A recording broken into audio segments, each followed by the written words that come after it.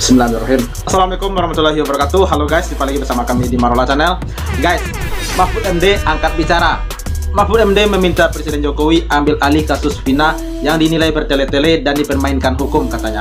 Bahkan Profesor Mahfud juga mengatakan, jika Presiden Jokowi perintahkan Kapolri dalam 7 hari, kasus ini akan dijamin akan selesai. Gak main-main, kata Pak Mahfud ya. Nah oke guys, daripada pasangan seperti apa videonya, mari kita simak. Let's go.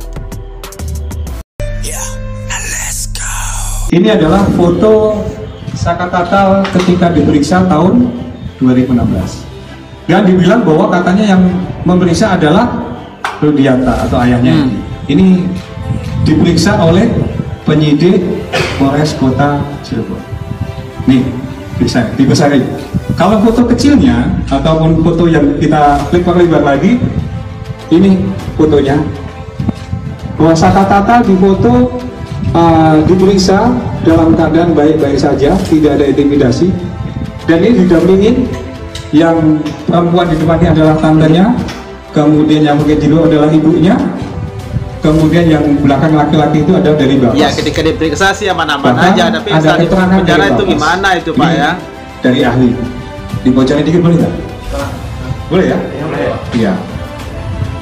Dari keterangan dari Bapas menyampaikan bahwa Saka Tatal cenderung berbohong ketika diminta keterangan. Jadi keterangannya berubah. Aduh. Ini dari keterangan Bapas.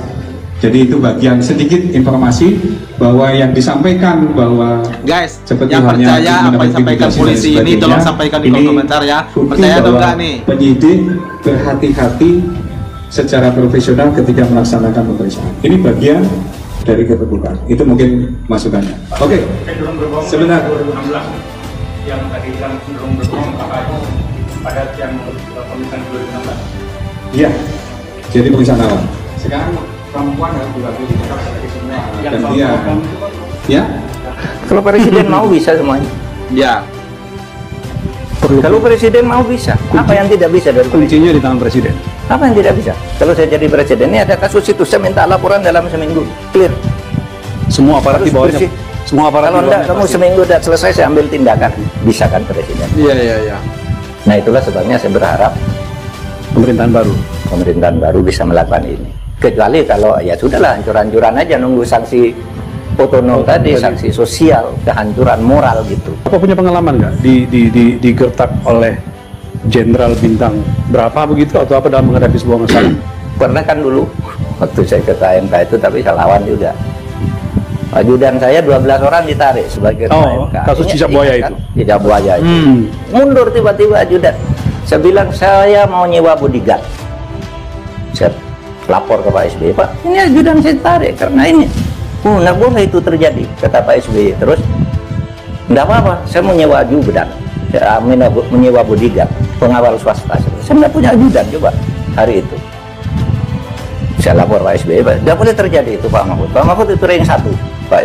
Kemudian Kapolda, saya masih ingat namanya, bisa berbahasa Madura, Kapolda Metro Jaya waktu itu Wahyono namanya. Yang lain datang ke kantor saya, kami minta maaf anak-anak ini yang nakal Pak.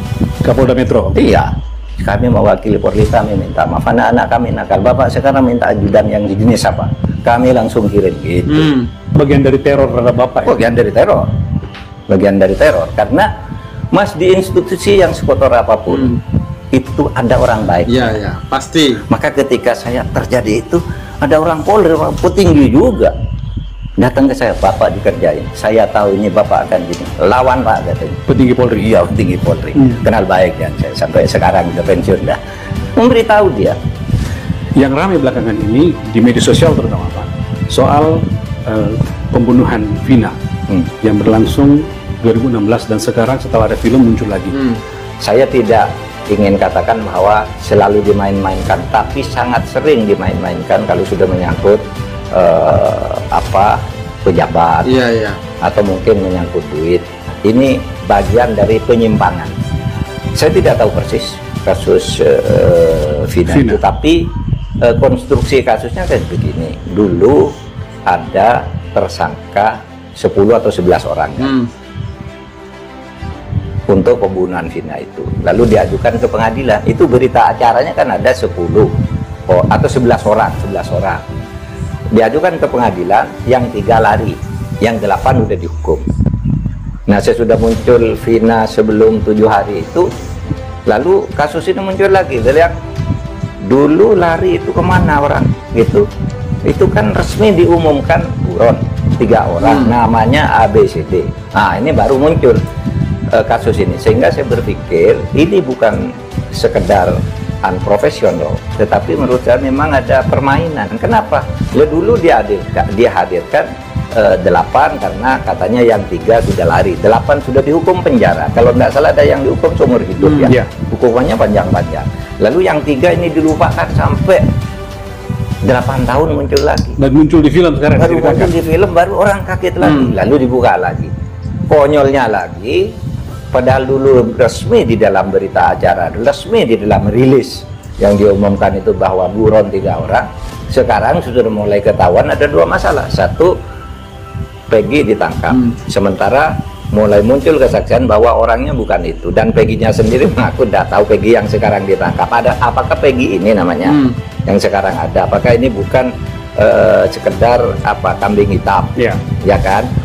Lalu yang kedua, yang 2 orang yang buron ini kok sekarang dibilang dulu salah sebut?